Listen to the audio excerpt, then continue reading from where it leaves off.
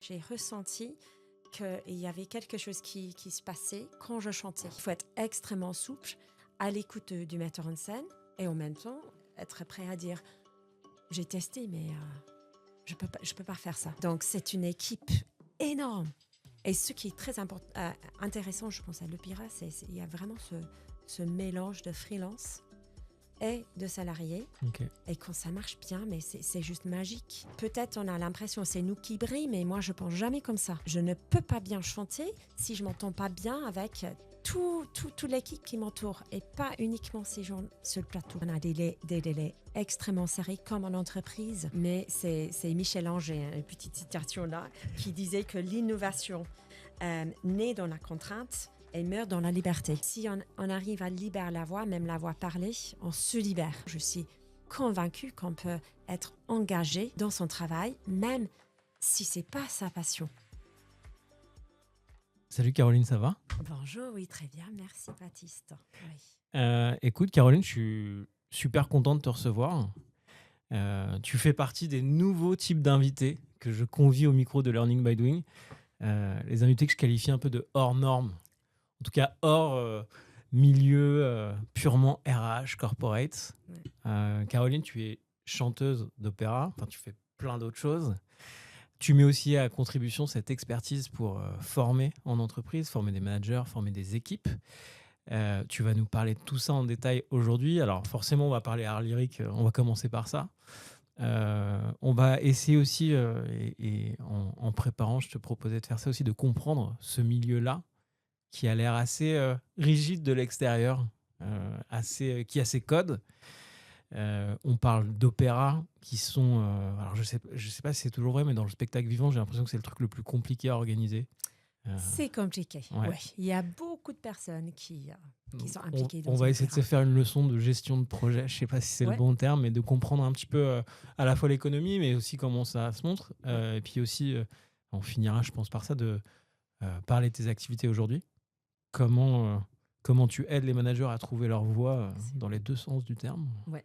J'ai vu ça sur ton site et je me suis permis de te l'emprunter parce que j'aime beaucoup la formule.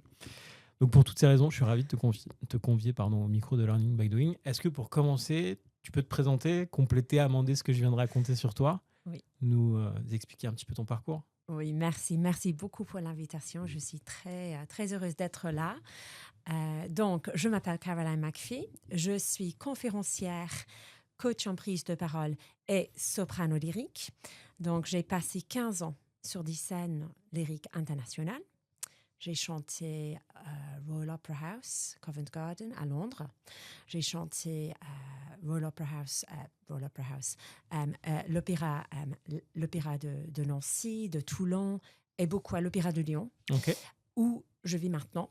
Je me suis installée en France il y a 8 ans. Et puis, quand je suis installée ici en France, j'ai décidé de poursuivre d'autres chemins aussi, parallèlement à ma carrière d'artiste. Notamment des interventions en entreprise. Et j'ai aussi lancé un projet pour ouvrir l'art lyrique aux jeunes qui ont très peu d'accès à la culture. Mais pour revenir à ma carrière, c'est un monde incroyable, extrêmement concurrentiel. C'est très concurrentiel. Il faut avoir un sharp elbows, comme on dit en anglais. Il faut vraiment se battre. Jouer des coudes. Oui, c'est ça. OK. Il faut vraiment se battre. Donc, c'est comme formation, c'est extrêmement life-changing, life-forming. Et ça te transforme. Et je transmets tout ça dans mes interventions en entreprise, bien sûr. Pour parler un peu de comment je suis arrivée là, peut-être, je veux bien, cette histoire-là, parce que c'est une question que tout le monde pose. Je veux tout de suite parler de, voilà, mes projets, mais en fait, le début, ça paraît intéressant pour les gens. Mes parents sont pas du tout des musiciens, ils sont avocats. D'accord. Mais ils adorent la musique classique. Et j'ai 2 frères et 2 sœurs. Et une façon assez facile de nous occuper, c'était de faire venir des profs musique à la maison. Et comme ça, on faisait la musique à la maison et on ne bougeait pas, il ne fallait pas nous déplacer. Donc, c'était pour des raisons peut-être plutôt logistiques que j'ai commencé à jouer du piano, comme ma sœur et mon frère aîné, à l'âge de 7-8 ans. Et puis, ma sœur, elle a commencé à faire des cours de chant. Et puis, je fredonnais un peu dans la maison comme ça. Et puis, maman a dit, mais Caroline, sa voix a quand même un autre timbre. Il y a quelque chose qui est différent avec sa voix. Et donc, moi, j'ai commencé les cours de chant et j'ai adoré le piano. Mais là, je me suis dit, quand j'ai commencé à chanter, à prendre des cours particuliers à 11 ans, que c'était mon truc. Je me suis dit, j'adore ça, j'étais très à l'aise à chanter devant les gens, j'ai fait des festivals, j'ai fait des concours, on faisait 3 fois par an des concours dans les festivals, on a gagné des prix. Donc, j'ai adoré partager cette voix avec d'autres personnes. Et puis, vers 12-13 ans, j'ai commencé plus sérieusement à l'école à suivre français et l'allemand. Ok. Et moi, j'ai toujours adoré les langues. D'accord. Toujours. Et je me suis dit, mais en plus, je peux chanter, et même à 13 ans, hein, Victor Hugo, Goethe. Je peux chanter ces poètes énormes. Apollinaire, Heine.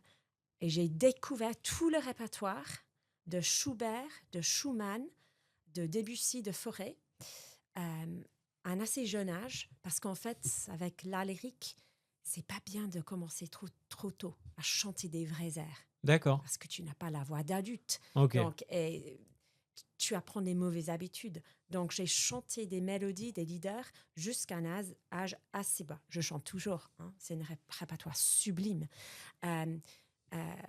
Mais pour moi, ce sont toujours c'est la meilleure façon de commencer à chanter. Solo. Je peux te couper? Ouais. J'ai une première question. Tu m'avais prévenu que tu étais bavarde. Oui, il faut maintenant, me couper. je prends les devants. Il y a une question qui m'intéresse vraiment, c'est tu me disais au niveau de la motivation.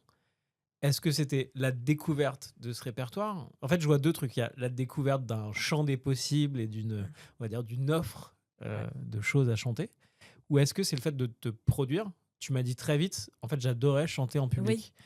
Et je pense que c'est déjà une première frontière Oui. dans les gens qui chantent et qui aiment chanter. Il y a des gens qui aiment chanter, mais se confronter à un public, c'est quand même une étape supplémentaire. Oui. C'est quoi le truc est-ce qu'il y en a un plus que l'autre ou c'est... C'était les deux. Ouais. Les deux étaient. Parce que j'étais très motivée, stimulée, en fait, intellectuellement par la musique. D'accord. Et par la poésie. Ok. Ça, c'était vraiment central, mais c'est vrai qu'à l'âge de 10 ans, j'avais pas cet intérêt-là. J'étais juste à l'aise et j'étais joyeuse, j'étais heureuse de partager ma voix. Et est-ce que tu sentais que quand tu chantais, parce qu'il y a quand même un élément central dans le chant, c'est l'émotion que tu provoques chez l'autre. Oui. Tu l'as senti très vite, ça? Oui. Le pouvoir de susciter l'émotion. Oui, cette transition. Ça s'est matérialisé comment, ça? Les gens pleuraient. Les gens pleuraient. Les gens. Et j'avais déjà... Mais mes parents étaient extrêmement... ils ont vraiment surveillé parce que... surveiller les retours très positifs que j'avais. Parce que j'ai fait des concours et je gagnais toujours. Et j'avais des retours très positifs toujours du panel. Mm-hmm. Et mes parents étaient, oui, mais à mon avis, l'aigu là, ça aurait pu être un peu plus libéré ou quoi que ce soit. Donc, ils étaient très... il faut modérer quand même. Okay. Mais j'ai surtout ressenti qu'il y avait quelque chose qui se passait quand je chantais. D'accord. Et qu'il y avait un timbre dans ma voix qui était particulier. Okay. Et qui était singulier. On a tous une voix singulière. C'est ça qui est tellement, tellement beau dans ce métier. Donc, les étapes suivantes, c'est marrant parce que tu as commencé en disant que l'opéra, c'est la haute performance. Tu vas nous expliquer un petit peu le chemin derrière, mais je trouve que déjà dans le principe de détection des talents, c'est très proche du sport de haut niveau. Enfin, j'ai eu la chance de recevoir quelques sportifs à ce micro également. Ça commence tôt. Oui. C'est quoi les grandes étapes Oui. ensuite? Bah, avec le chant, je fais beaucoup de parallèles avec le monde du sport, en fait. Je trouve il y a énormément de parallèles. Donc, là, les étapes ensuite, c'est que moi, les chemins sont assez variés, mais le mien est un peu unique. En Angleterre, on chante beaucoup, beaucoup en chorale. On a vraiment une tradition très forte de chorale. Malheureusement, moi, j'étais dans une école où il y avait très peu de musique. C'était une école plutôt académique. D'accord. Et la plupart de ma formation musicale se passait au dehors de l'école, Ok. avec des cours particuliers. Donc, je chantais un peu en chorale à l'école, mais pas beaucoup. Et en fait, la chorale, aussi en France jusqu'à un certain point, mais surtout en Angleterre, c'est une très bonne point de départ pour beaucoup, beaucoup de chanteurs professionnels. Ok. Parce que comme ça aussi, tu apprends l'harmonie, tu l'écoutes et tout ça. Donc, pour moi, j'ai poursuivi des cours particuliers. J'ai fait ces concours trois fois par an aussi.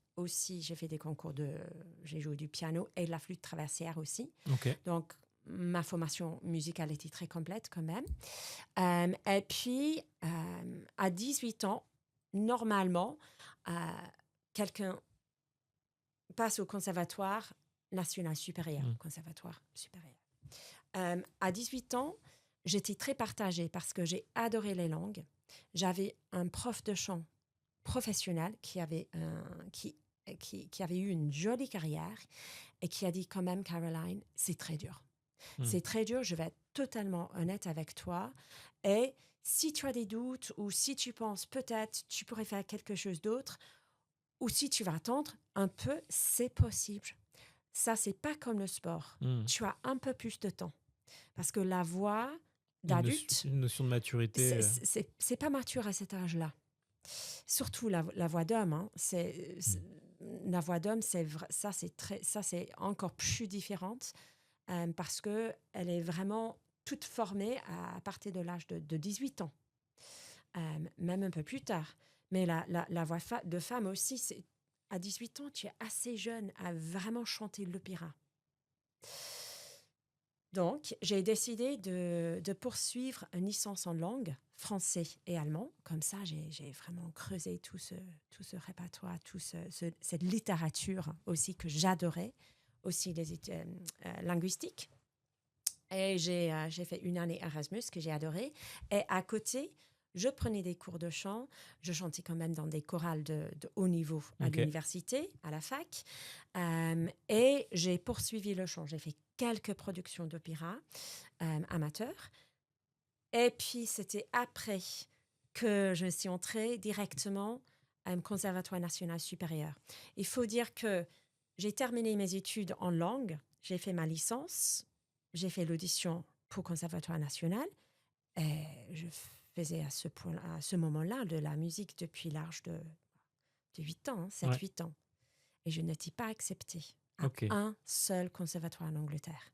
Parce qu'en Angleterre, c'est paradoxe, on a beaucoup plus de conservatoires nationaux supérieurs, de très bon niveau, mais moins de travail. C'est pas terrible. C'est une des raisons pourquoi je suis là. Donc, mais je n'étais pas acceptée. Donc, j'ai dû travailler pendant 1 an. J'ai travaillé chez Adidas. Je suis aussi sportive. Je suis hyper sportive. Et j'étais credit controller. Un peu loin de... Un peu loin, je pense qu'il faille couler la boîte. Mais c'est parce que je m'occupais des comptes Benelux, donc francophone aussi. Donc, j'ai fait ça à côté. J'ai pris mes cours et puis j'ai vraiment développé ma voix davantage. Et l'année suivante, j'étais prise avec une bourse. Donc, ça s'est bien passé. Et c'est à partir de ce moment-là où tu es full-time sur... Full-time. Mais il faut dire que même à 16 ans, 17 ans, quand je faisais mon bac, je savais que je voulais être chanteuse. D'accord. Mais c'était quelque chose à long terme. J'ai voulu maîtriser mes langues tout d'abord qui, bien sûr, m'a énormément aidé à avoir des bons contrats. Ok. C'était vraiment un atout, surtout de parler allemand. Tac. Donc là, tu rentres au conservatoire. Je rentre au conservatoire et puis je me dis, oh là là, c'est un nouveau monde. Et je suis avec des gens qui sont là depuis 18 ans. Donc là, j'avais 23 ans Mhm. et j'ai pris une claque. Parce que J'ai grosse concurrence. énorme... Et je ne connaissais pas du tout ce monde. Mhm. Et ce mindset, et des auditions en permanence, c'était... et il faut dire, très, très peu d'expérience sur scène, surtout. Et depuis un jeune âge, mes camarades, ils faisaient du théâtre, de l'improvisation, et c'était tout nouveau pour moi. Ok. J'étais quand même toujours dans une posture de récital, de cette poésie, de l'intimité de ce répertoire, juste un chanteur et un piano, que j'adore toujours, en fait. C'était vraiment un axe très prononcé au cours de ma carrière. Mais sur scène, je devais énormément bosser. Donc, intégrer dans la formation, dans mon cursus à Manchester, au Royal Northern College of Music, et ensuite au Royal Academy of Music, on avait des cours de théâtre, cours d'impro, cours de danse, cours de mouvement global. Donc, on avait tout ça intégré. On avait des cours pour maîtriser des différentes langues, comment on décode une langue qu'on ne parle pas en phonétique pour que ça soit vraiment nickel en russe, tchèque, portugais, norvégien. Donc, j'ai fait tout ça. Donc, c'était très intense. Après 3 ans, je me suis dit, c'est bon, mais j'ai besoin de juste faire un peu plus, encore 2 ans. Et j'ai fait ça à Londres aussi pour avoir une bonne plateforme pour des agents, pour des compagnies, etc. Et j'étais prise à Royal Academy of Music. Et ça, c'était... oui, j'avais... Non, je ne vais pas dire j'avais de la chance parce que j'avais énormément bossé. Et encore une fois, j'ai fait le tour pour faire ce qu'on appelle un cursus, un dernier cursus qui est très élevé, qui s'appelle Opera Course. Et c'est vraiment pour les gens qui veulent faire que de la scène et qui veulent gagner leur vie. Et c'est très peu de gens ont été pris dans ce cursus-là. On était une dizaine. Ce que je comprends, c'est que il y a une compétence centrale, le chant, l'émotion que tu transmets par le chant, mais qu'en fait, être chanteur ou chanteuse d'opéra, il y a un spectre beaucoup plus large dans ce qu'il faut maîtriser. Les scènes sont énormes. Il y a du monde sur scène, il y a du monde dans l'orchestre. Il faut transmettre à des gens qui sont peut-être tout en haut. Tout en haut. Alors, l'acoustique de ces bâtiments est dingue, mais il faut transmettre par la gestion. Enfin, c'est un rôle d'acteur aussi. Exactement. Et c'est de plus en plus exigeant. Les metteurs en scène te demandent de faire des trucs de dingue. Tu dois être sur ton dos, en train de courir, en train de chanter. Donc, il faut faire tout un tas de choses. Il faut être extrêmement souple, à l'écoute du metteur en scène et en même temps, être prêt à dire « J'ai testé, mais je peux pas faire ça. » C'est marrant parce quand on parle d'opéra, moi j'ai un peu l'image d'Épinal, du baryton qui est un peu costaud. Ouais. On voit tous Oui, Pavarotti. On se dit pas qu'il est ultra souple et qu'il va courir aux 4 coins de la scène. Je pense qu'il n'a pas couru. Mais c'était une autre époque. C'était une autre époque. C'est ça. Ceci dit, je pense toujours que Pavarotti avait juste la meilleure voix de ténor. C'était tellement beau ce qu'il faisait. J'ai adoré cet artiste. D'ailleurs, c'est une question que je trouve intéressante. C'est quoi l'équilibre entre, j'allais dire, la scénographie globale et l'histoire qu'on raconte par la scène, comment ça se passe, et j'allais dire, l'essence même qui est la voix et l'émotion qui est transmise.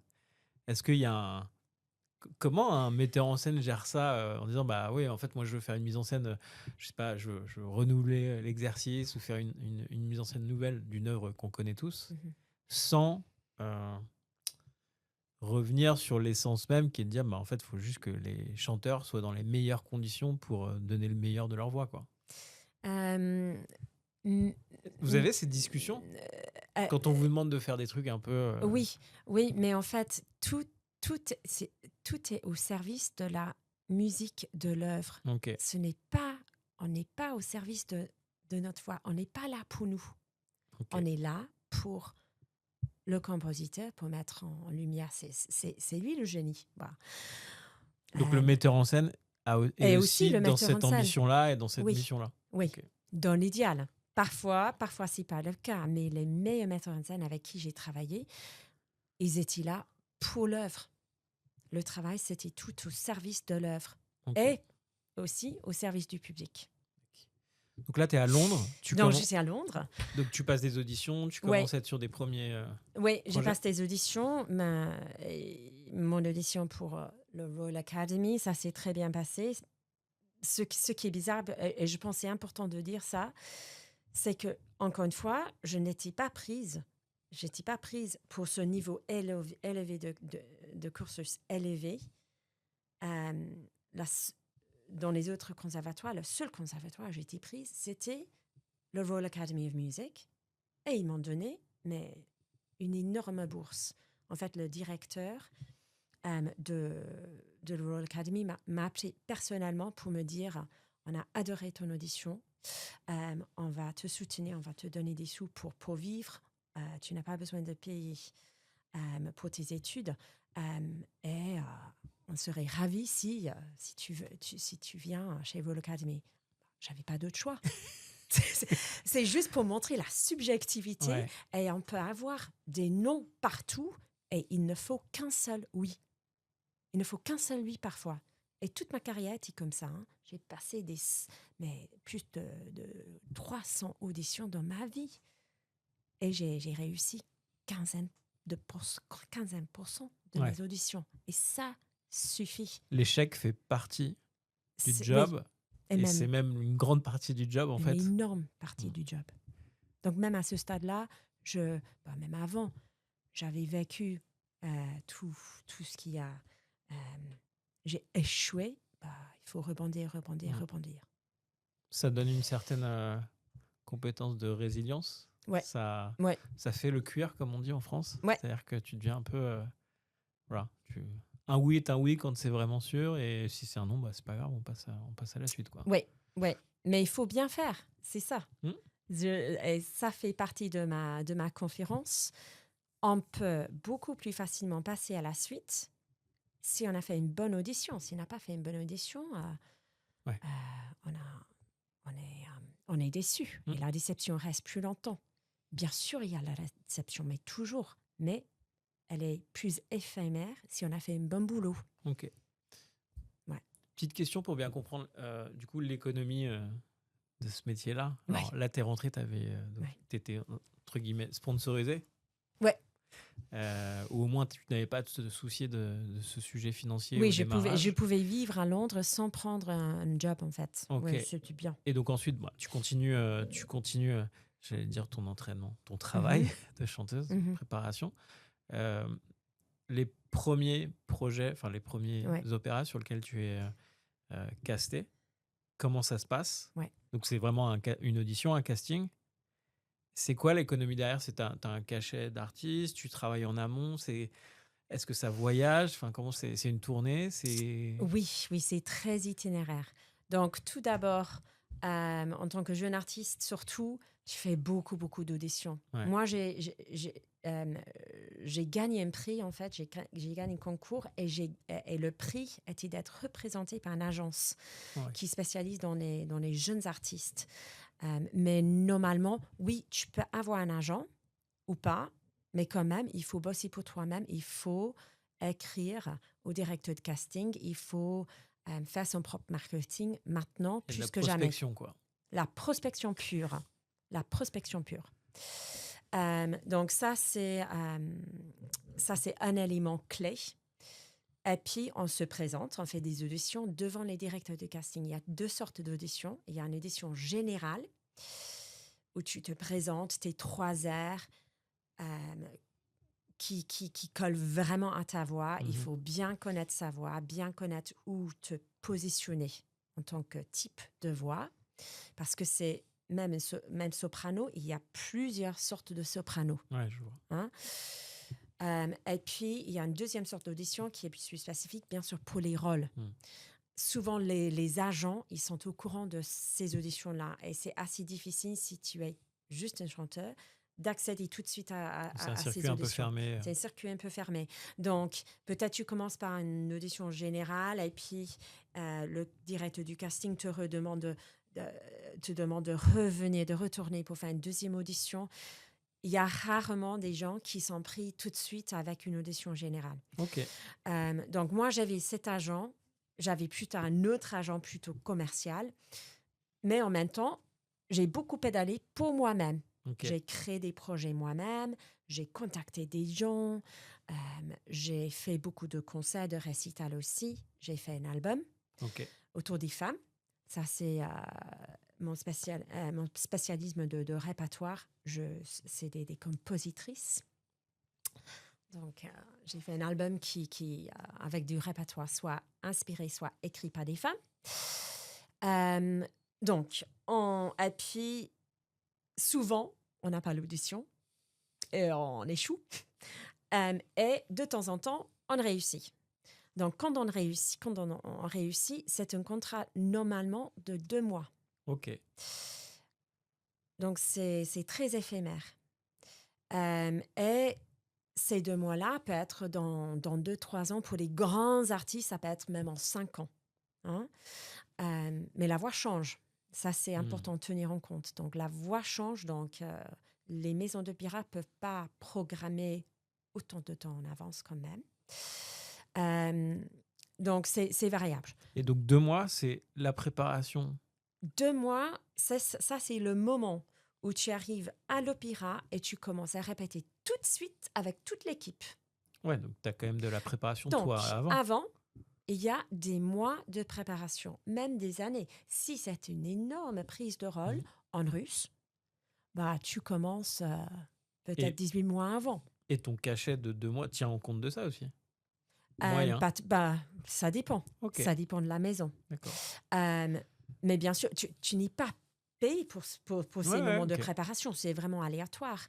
Et potentiellement, tu es Mais- sur d'autres projets en parallèle. Exactement. Ouais, ok. Donc, tu dois gérer 2 projets en parallèle. Parfois, quand tu chantes, quand tu répètes dans une opéra, tu dois partir une nuit faire un concert et retourner et demander, avoir la permission de t'absenter. Et quand tu commences cette période très intense de répétition, donc le premier jour, parce que les gens sont toujours fascinés, mais comment ça marche dans une salle de répétition? Le premier jour, tout le monde arrive et c'est vraiment le premier jour de l'école. Parce que rarement, tu connais pas l'équipe, tu connais pas tes collaborateurs, pas du tout. Tu étais pris par le directeur du casting, tu n'es pas pris par le chef d'orchestre ni le metteur en scène. Ils te connaissent pas. Ok. Et tu connais pas tes camarades, tu connais pas tes collègues sur scène. On arrive, c'est que les solistes avec l'équipe artistique. Tout le monde est freelance normalement au début. Donc, l'équipe artistique, c'est le chef d'orchestre avec son assistant. C'est le chef de chœur, souvent quand même. Ça, c'est un salarié de la maison. Ok. Et puis, il y a le metteur en scène avec ses assistants, costumiers, dramaturgues. Il y a toute une équipe artistique qui a travaillé la mise en scène, mais tous les aspects de la mise en scène, Ok. qui fait le décor, etc. Donc c'est une espèce de briefing géant le premier jour. Et le premier jour, eux, ils ont développé une vision très concrète. Ils ont dû aller aux ateliers de menuiserie à l'opéra 1 an en avant pour préparer tout ça. Donc, ils ont fait tout un travail de peut-être 2 ans pour créer cette mise en scène spécifique. On se voit le premier jour des répétitions. Et dans un premier temps, tout le monde se présente. Et puis, on fait un filage direct de l'œuvre. Musical, avec les pupitres, mais on chante. Et c'est comme, ok. Et là, tu es en train de repérer. T'apprends à nager en sautant dans le grand bain, quoi. Ça peut être un peu terrifiant, mais premier contrat, je me suis dit, oh là là, ça fait un peu peur parce que c'est impressionnant. Et parfois, tu es à côté des et en même temps, tu n'as que 2 mois pour monter. 2 mois. Ouais. Et puis, juste après ça, il y a le metteur en scène qui présente sa vision avec un petit... avec des dessins, etc., des costumes. On parle de tout ça. Et puis, normalement, mais le premier jour, on attaque directement la mise en scène. Donc, si tu n'as pas fait tout ce travail en amont, et c'est pas que musical, qu'est-ce que c'est l'histoire? Est-ce qu'il y avait un roman qui a inspiré l'opéra? Il faut faire tout ce travail autour du personnage. Le personnage vient d'où? Elle pense à quoi à ce moment-là? C'est quoi son arc, son voyage, mais vraiment théâtral, dans l'œuvre? Et tu peux venir avec des idées, et puis le mettre en scène, j'ai pas du tout cette vision-là. Et puis là, il faut discuter. Il faut discuter, échanger, mais finalement, c'est vrai que c'est sa mise en scène. Sur un opéra, il y a combien de solistes pour me donner une... C'est variable. C'est quoi? C'est 4 personnes, 10 personnes? Non. Normalement, il y a une équipe de, je dirais en moyen, c'est une très bonne question, je dirais en moyen entre 10, même 15. Oui, solistes, et puis il y a tous les choristes. Oui, donc tu parles avec le metteur en scène, mais de la même façon que tes 10 autres collègues ou 15 autres collègues. Donc tu n'as pas non plus un moment hyper privilégié pour challenger ta vision du personnage. Non. Okay. Non, mais ce sont des discussions qui sont très directes, ou dans les meilleures situations où j'ai travaillé, très directes, transparentes. Il y a énormément de respect. On essaye. On dit jamais, non, je suis pas du tout d'accord et je ne fais pas. Je refuse de faire. Bon, si tu es une vraie diva, si tu mais j'ai chanté avec des vrais stars et ils n'ont pas fait ça. Tu essaies, tu testes, tu tentes, et puis tu dis, finalement, non, ça ne marche pas, ou je ne suis pas d'accord, ou à ce moment-là, techniquement, je ne peux pas, chanter comme il faut. Et donc, est-ce qu'on peut essayer d'autres choses? Et bien sûr, on propose toujours une solution derrière, même au moins une solution. Comment tu qualifierais l'ambiance dans cette phase de préparation? C'est très studieux, les gens se regardent aussi. Bien sûr, il y a un peu de jugement, ça c'est normal, c'est humain. Mais c'est à la fois extrêmement exigeante et bienveillant. Il faut avancer vite. Parce que je dis, oui, c'est 2 mois, mais en fait, c'est 6 mois de répétition et 2 semaines de spectacle. 6 semaines de répétition. Donc, on a 6 semaines. On a que 6 semaines. C'est ça. Et ce que j'allais demander, tu as 2 semaines, donc à la fin, tu as 2 semaines de représentation. Oui. Vous le jouez combien de fois? C'est variable, ça peut être entre 4 fois, 6 fois, ou même plus, il y a des reprises. Et parfois, il y a des reprises. Mais aussi des reprises avec d'autres opéras. Parce que de plus en plus, il y a des... C'est ce que j'allais dire. Dans l'économie, est-ce qu'ils vous font... parce que j'imagine que c'est associé à un lieu. Tu parlais des ébénistes, des choses comme ça. J'imagine que un opéra est aussi monté pour un lieu. Dans quelle mesure ça voyage derrière? Dans quelle mesure vous partez je ne sais pas si c'est en tournée, mais en tout cas en représentation dans d'autres pays? Oui, on fait ce qu'on dit plutôt que des tournées, parce que ça ne se tourne pas aussi facilement que ça, mais des coproductions. Des coproductions. Donc avec au moins un autre opéra. Donc moi, j'ai fait une coproduction avec l'opéra de Oman, qui était assez incroyable. Mais dans ce cas-là, il faut que toute l'équipe artistique prenne en compte que ce sera joué ailleurs. Quelles sont les dimensions de l'autre scène? Est-ce que le décor peut passer? Est-ce que ça marche? Est-ce que ça marche? Et puis, il faut vraiment prendre en compte les contraintes de l'autre maison. Tu sais combien de personnes travaillent sur une œuvre comme ça? Je ne sais pas, justement, les bénistes, les techniciens, donc, j'ai quelques chiffres, parce que je pense, et je les ai écrits parce donc que j'arrive pas à les tenir en tête. Donc, si on parle de salariés à ONP, il y a presque 2000 personnes, 2000 salariés à l'Opéra national de Paris. Mais ça, c'est hors des artistes freelance, hors de l'équipe artistique. Ça veut dire le metteur en scène et toute son équipe, et puis le chef d'orchestre et les solistes. Donc, ça intègre aussi des choristes, des musiciens, mais aussi le comptable, le marketing et tous ces côtés-là. Donc, c'est quand même une vraie... Et les techniciens, des habilleuses, des maquilleuses, des costumiers. Donc, c'est une équipe énorme. Et ce qui est très intéressant, je pense, à l'Opéra, il y a vraiment ce mélange de freelance et de salariés. Ok. Et quand ça marche bien, mais c'est juste magique. Quand il y a une entente, quand il y a une ambiance tellement conviviale entre les stars qui arrivent. En fait, c'est pas le cas, ça n'existe plus. C'est Ça quoi pour n'existe toi pas. les ingrédients pour que ça marche bien? C'est marrant parce que j'ai eu cette discussion avec quelqu'un qui faisait du cinéma, réalisateur. Et effectivement, on a beaucoup parlé de la cohabitation entre du pur artistique et de la pure création et des contraintes super matérielles. Une journée de tournage, ça coûte tant et faut qu'on ait Oui, livré le film à telle date, quoi, pour faire simple. oui, C'est quoi pour toi, de ce que tu as vu? Alors là, en plus, on parle de spectacle vivant, donc t'as pas, ouais. tu peux pas dire on la retourne ou ça va pas, on change la lumière et puis on est reparti.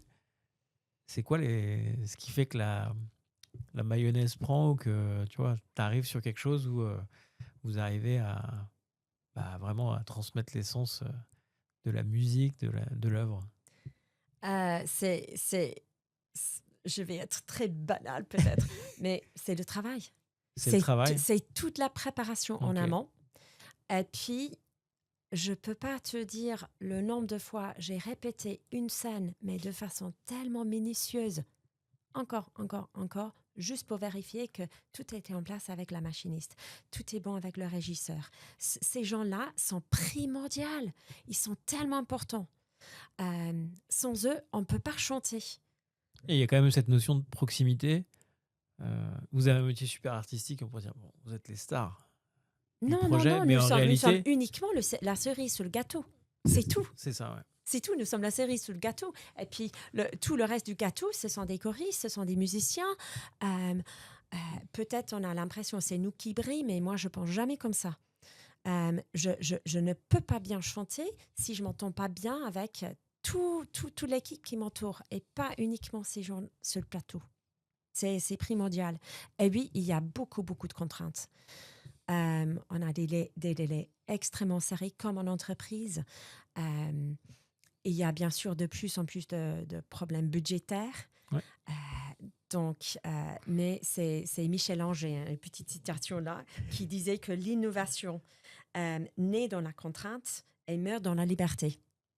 Hein, c'est beau, hein? C'est très très beau. On a ces contraintes-là. On a beaucoup de contraintes. Et en même temps, ouais, c'est la contrainte qui fait qu'il faut qu'on trouve des solutions, il faut qu'on se parle. Oui, il faut qu'on communique Mm. de façon efficace et humaine. Bon, ça nous fait une super transition sur la suite. Aujourd'hui, tu chantes toujours? Oui, je chante tout. Ouais, je m'entraîne tous les jours Mm. et je fais quelques concerts par an. Juste C'est parce vraiment que du j'ai sport besoin en de ça. fait. Si tu arrêtes de chanter, Oui.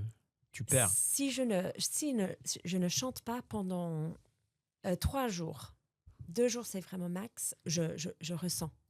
Et j'ai besoin de faire ça. Oui. Donc, je n'ai pas les mêmes capacités qu'il y a 2 ans, par exemple, mais je chante toujours, oui. Et est-ce que comme le sport, tu as un côté un peu, alors, je sais pas si c'est méditatif, mais ça te fait sortir des choses, enfin ça te permet de sortir de, je sais pas, la pression du quotidien, de... Oui, c'est vrai que c'est une vraie thérapie. Mm. Le chant, c'est une vraie thérapie. Et ce qui est unique avec la voix, plutôt qu'un instrument, ça fait partie de toi. Et c'est ce que je travaille beaucoup avec mes clients en prise de parole. Mm. Parce que si on arrive à libérer la voix, même la voix parlée, on se libère. Hein? On parle de ça un peu? Oui. Parce qu'effectivement, il faut qu'on fasse un pont. Tu n'as pas que cette corde à ton arc, même si elle a l'air très utile et que tu nous as super bien expliqué le parcours. Je trouve que c'est passionnant. Mm. On pourrait faire l'épisode complet là-dessus, Oui. mais je trouve ça dommage qu'on ne parle pas du reste parce que c'est tout aussi intéressant. Aujourd'hui, donc, en plus de chanter, tu es conférencière. Oui. Bon, c'est bien, on reste sur scène là. Oui. On reste sur du broadcast, Oui. sur un travail de représentation, on va dire. Et tu l'as dit, pas à demi-mot, parce que tu nous l'as déjà expliqué, tu accompagnes aussi des managers dans la prise de parole. Mais au-delà de ça, comme tu es coach, tu l'as dit en introduction, Oui. il y a un petit côté, il y a un côté aussi confiance en soi, Oui. maîtrise. acceptation de ses émotions et de les utiliser correctement. Est-ce que tu peux nous raconter déjà comment tu as fait cette... Alors, je ne sais pas si c'est transition, mais comment tu as ajouté ces compétences? Oui, depuis toujours, je suis très tournée vers les autres métiers. Et ça, c'est en grande partie grâce à tous mes amis que j'ai fait quand j'ai fait mes études en langue, qui maintenant font du marketing. Et je connais beaucoup de profs, des médecins, mais plein de choses. Euh, et je les ai gardés comme vraiment mes meilleurs amis dans ma vie privée. J'ai pas voulu parler de la technique vocale, de qui fait quoi, la prochaine audition. J'ai voulu vraiment sortir un peu de ce monde qui est quand même Microcosme. un vrai microcosme. J'avais besoin d'autre chose. Et donc, quand je suis arrivée en France, en partie à cause du Brexit, je me suis dit, j'ai besoin de me nourrir différemment au niveau professionnel. Donc, j'ai commencé à faire des interventions d'entreprise. Tout d'abord, des ateliers de team building Ok. qui existaient déjà un peu, mais pas trop. Et je faisais chanter les gens et j'ai parlé du potentiel et comment utiliser la voix comme un moyen de libérer le potentiel, de transmettre des messages autour du potentiel pour libérer le potentiel de ses équipes. Et puis, je voyais que ça marchait très bien et que j'avais des choses à apporter. Et petit à petit, j'ai vraiment gagné en connaissance de ce monde d'entreprise, qui est très différent, mais où il y a quand même énormément de parallèles. Et depuis, j'ai développé une conférence autour de l'engagement, un atelier autour de l'engagement, et ce sont des expériences interactives. Je fais chanter les gens. Ça, c'est vraiment une force à moi. J'adore. Je suis très pédagogue et j'adore. Comment tu amènes les gens à chanter? Parce qu'on peut se dire que c'est... Ils n'ont pas de choix, en fait. Ouais, c'est ça.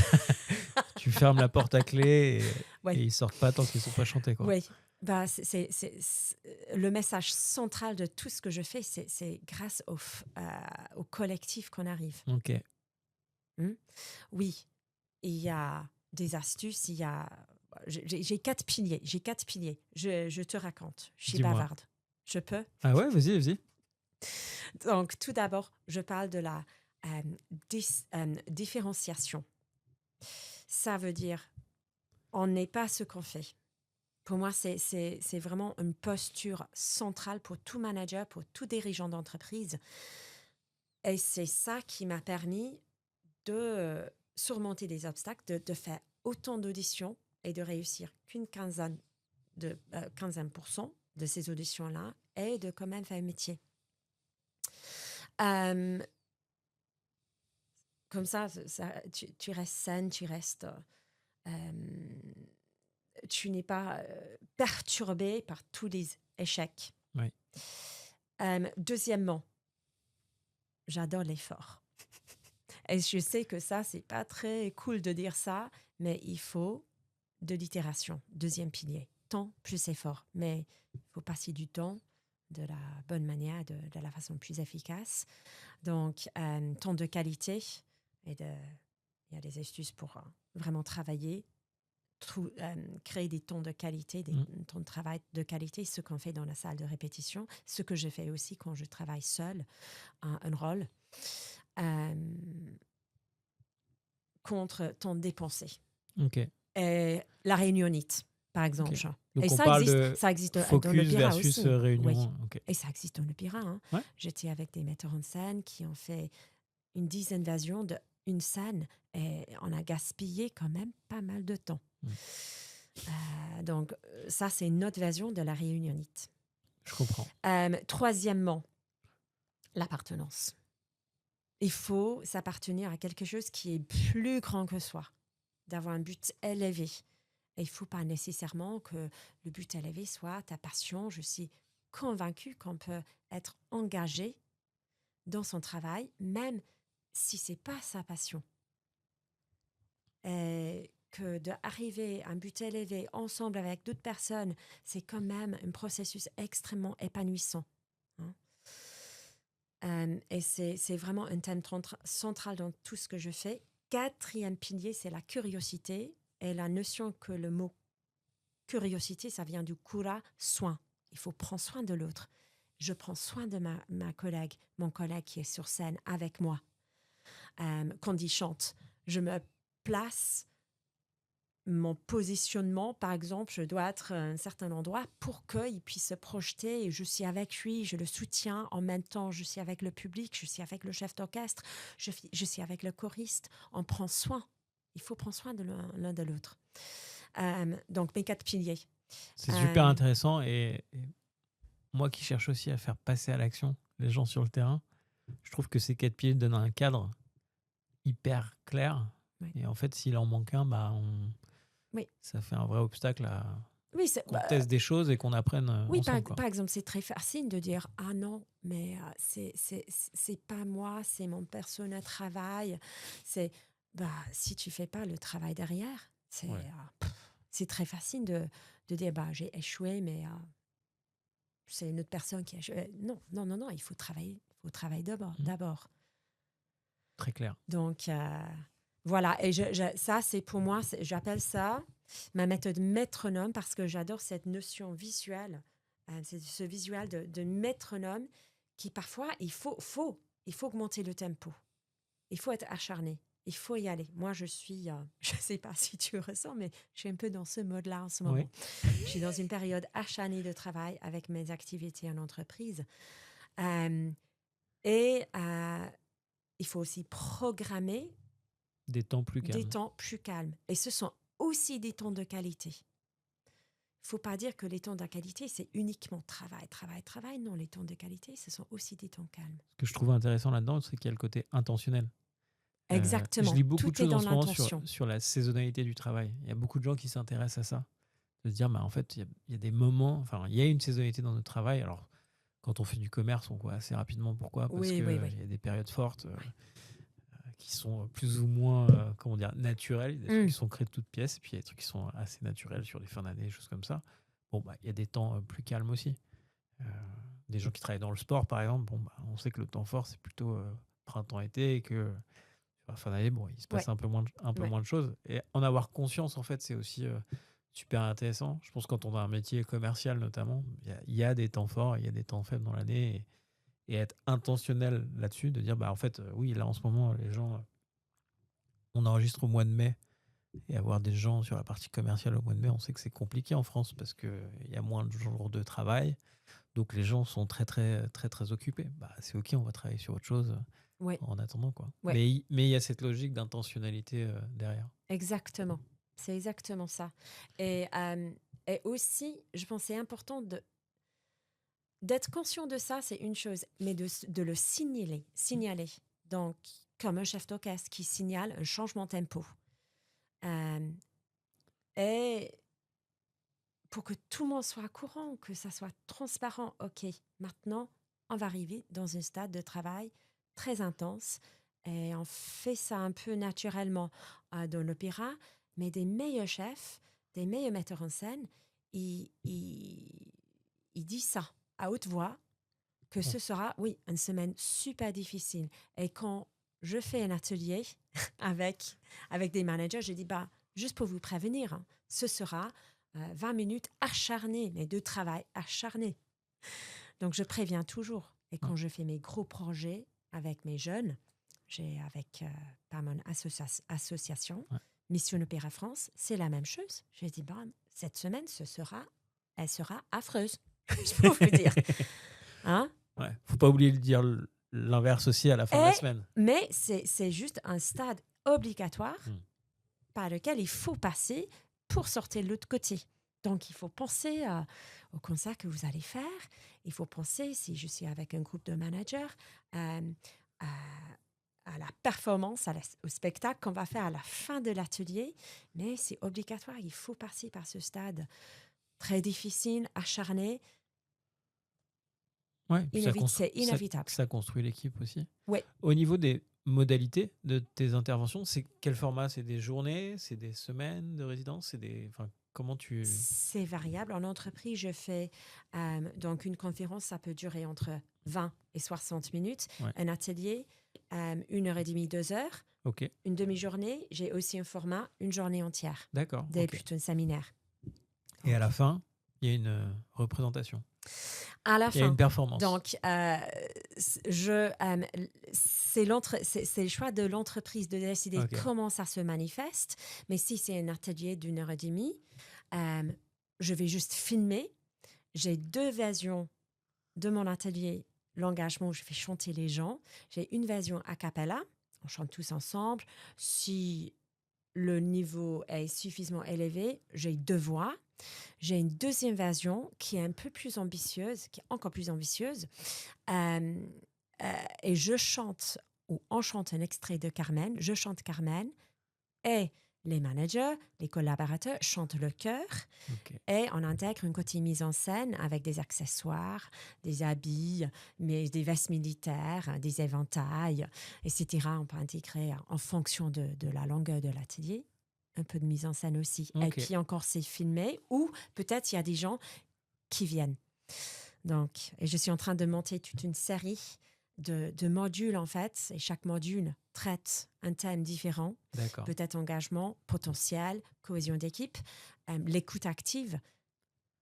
Et puis à la fin, on présente un mini concert. Donc il y a des versions, des modules différentes. Ok. Merci beaucoup, c'est super clair, ça donne envie. On parle un petit peu de ton association Oui, avec grand plaisir. Mission Opéra, c'est ça? Oui, Mission Opéra France. Oui. Alors raconte-moi, c'est quoi l'origine de cette association? Quand je suis arrivée en France, je me suis installée en permanence en France parce que quand même, mon premier contrat à l'Opéra de Lyon était en 2013. Je suis installée ici il y a 8 ans. Et on m'a demandé d'intervenir dans le cadre de l'éducation nationale, de donner une formation devant les profs, notamment les profs des lycées pro à Valence. Et j'ai fait une version de cet atelier Carmen. Et un des profs m'a demandé de faire une chorale, de monter une chorale, mais transitoire, juste pendant quelques semaines, dans son école. Donc, j'ai monté un projet dans ce lycée professionnel Amblard à Valence. Et j'ai développé ce projet Mission Opéra, qui est maintenant, qui a pris de l'ampleur. Donc, jusqu'à maintenant, on a travaillé avec plus de 700 lycéens professionnels dans la région Auvergne-Rhône-Alpes. Et le projet existe en 3 formules. Tout d'abord, il y a une formule qui est plutôt introduction à l'opéra. Okay. Donc 2 semaines, 2 intervenants qui viennent et qui présentent ce que c'est l'opéra. Les élèves chantent 1-2 heures max et il y a une mini-restitution et aussi les intervenants présentent quelques œuvres. Deuxième formule qui est plus costaud, qui est la formule plutôt qu'on utilise le plus souvent. Ça, c'est au cours de 1 mois. Et les jeunes répètent en tout 17 heures, uniquement 17 heures, 1 fois et demie, 2 fois par semaine. Et à la fin, il y a un vrai concert et ils présentent 3-4 airs lyriques. Tout est lyrique. On a une 3e formule qui est très ambitieuse et que j'ai fait 3 fois à Valence avec 3 lycées professionnels. Donc, entre 70 et 100 jeunes. Okay. Et on fait une vraie résidence artistique. Et tout ce qu'on fait, ils font que ça. Pendant 5 jours, ils font 1 heure et demie théâtre, 1 heure et demie chant, 1 heure et demie théâtre, 1 heure et demie chant. Et à la fin, ils font une version adaptée de l'opéra. Très bien. On a fait Carmen, on a fait Daphnis et Chloé d'Offenbach. Cette année, on a fait Traviata. Ils chantent toujours ensemble. Encore une fois, c'est cette notion de la force du collectif. Mais c'est comme dans mes interventions en entreprise. Ça apprend la discipline, la rigueur, l'écoute active, la coopération. Ils font des amis. C'est un projet incroyable. Incroyable. Ils prennent tellement confiance en eux et ils se transforment. Et c'est magnifique, c'est beau. Mais ceux qui gagnent derrière, et le prof le disent, que surtout quand ils passent les examens à l'oral, le bac à l'oral, ils ont des notes nettement plus élevées que les autres. C'est Donc une façon non non seulement de leur faire découvrir l'opéra, Oui. mais il y a ce côté, tu as commencé par là, je crois, quand on a commencé à enregistrer, de révéler un potentiel exactement, et de se mettre dans oui. En fait, pour moi, c'est ça une le but position de réussir, principal. quoi. C'est ça le but principal du projet. Parce qu'à la fin, bien sûr, j'ai des jeunes qui disent « Oh, l'opéra, c'est toujours pas mon truc. » Mais je sais comment parler en public. Ouais. Mais je sais ce que c'est la discipline. Parce que mon message à eux, c'est « Ok, mais même si vous n'avez aucune passion ou intérêt pour l'opéra, qu'est-ce que vous avez pris ?» Et en fait, c'est ça le monde du travail. Qu'est-ce qu'on peut apprendre, qu'est-ce qu'on peut développer comme compétence qui va nous aider ensuite. Il faut voir le global. Et il y a toujours des tâches rébarbatives qu'on déteste faire. Et parfois, j'ai aucune envie de faire mes gammes et de m'entraîner. Même si j'ai un besoin de faire ça, en fait, mais je n'ai pas nécessairement envie. C'est différent. Oui, c'est ma passion, mais je ne veux pas faire. La régularité plus que la motivation. Je pense que ça, c'est aussi un message important. Oui. Ouais. Merci beaucoup, Caroline. Merci à toi. On arrive sur la fin de cet épisode. Tu vois, ça s'est bien passé. J'ai réussi à canaliser à peu près la discussion. Merci beaucoup. Non, je plaisante et on en rigolait en préparant parce que tu me disais que tu es très bavarde. Ouais. C'était passionnant, super utile. Je pense que les auditrices et auditeurs qui nous suivent jusqu'ici auront... je ne sais pas s'ils auront pris des notes, mais en tout cas, ils auront retenu des vrais insights. Si on veut te contacter, c'est quoi le moyen le plus simple? Je suis beaucoup sur LinkedIn en ce moment. Je suis aussi sur Insta, un peu sur Facebook, mais LinkedIn, c'est ma meilleure façon. Et j'ai aussi mon site. Oui. Et ma chaîne YouTube avec des clips qui peut-être proposer quelques pistes. Ok, on mettra tout ça en description de l'épisode. J'ai une dernière question à te poser. Est-ce qu'il y a une personne de ton réseau qui serait intéressante qu'on convie à ce micro pour parler d'apprentissage par la pratique, de retour d'expérience, quelque chose d'un petit peu, je sais pas si innovant, différent, tu vois. T'as vu un petit peu à quelle sauce tu étais mangé. Est-ce que tu as envie de proposer ça à quelqu'un? En fait, moi, je veux bien proposer une autre podcasteuse. Ah, allons-y alors. C'est une régisseuse à l'Opéra de Lyon, ma copine Charlotte, Le Brégoui, Charlotte qui a lancé un podcast, l'Opéra Mon Amour. Okay. Et en fait, elle décode ce que c'est l'opéra et elle fait des interviews avec des artistes, mais aussi avec des gens des coulisses pour mettre en lumière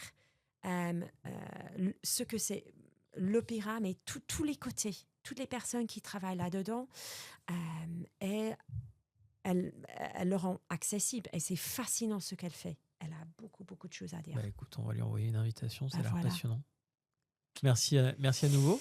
Merci à toi. Il me reste à souhaiter une bonne suite ou fin de journée aux auditrices, aux auditeurs qui nous ont suivis jusqu'ici. Je vous donne rendez-vous la semaine prochaine pour un nouvel épisode de Learning by Doing. À bientôt. Merci.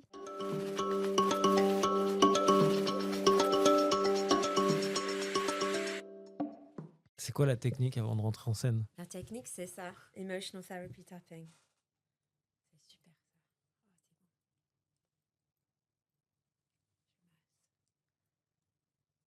Je masse les omoplates. Je tire des oreilles.